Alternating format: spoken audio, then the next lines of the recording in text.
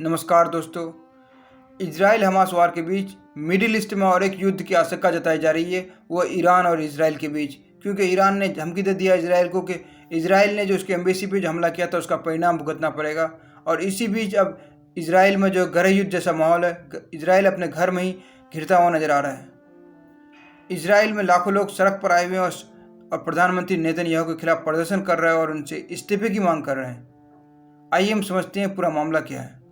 आपको मालूम है कि 7 अक्टूबर को हमास ने इजराइल पर हमला कर दिया था, जिसमें इजराइल के 1200 नागरिक मारे गए थे और लगभग 253 इजरायली और विदेशी नागरिक को हमास ने कब्जे में कर लिया था, यानी कि बंधक बना लिया था। इसके बाद इजराइल ने गाजा पर हमला कर दिया था और हमास के ठिकानों को ख़त्म कर दिया था। और ये युद्ध 6 महीनों से चल रहा है और इस युद्ध में अब तक लोग 32,000 लोग मारे जा चुके हैं गाजा में। इसी बीच दिसंबर में जो है हमास और इजराइल के बीच एक समझौता हुआ था, इसमें कतर और इजिप्ट ने मीडिएटर का काम किया था।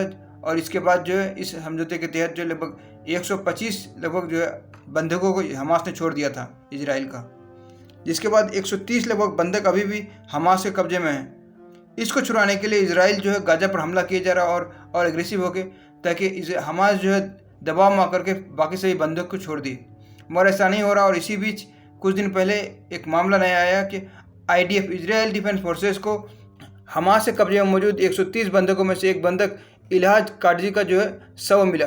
जो है उसका शव मिलने के बाद इजराइल में उसके खिलाफ विरोध प्रदर्शन चालू हो गया और लोग सड़क पर आकर के विरोध कर रहे हैं कि ये सरकार का फेलियर और सरकार फ़ायदे के लिए, अपने फ़ायदे के लिए जो है बंधकों को नहीं छुड़ा रही है। वहीं इलाज काटजी की बहन करमीत करजीर ने इस घटना के लिए इजराइल अथॉरिटीज़ को जिम्मेदार ठहराया और उन्होंने कहा कि अगर सरकार ने हमास के एग्रीमेंट को मान लिया होता तो आज उनके जो है भाई उसके साथ होता। वहीं 3 महीना पहले यानी कि जनवरी में हमास द्वारा हॉस्टेजेस का जो वीडियो रिलीज किया गया था उसमें इलाद काजिर जिंदा था।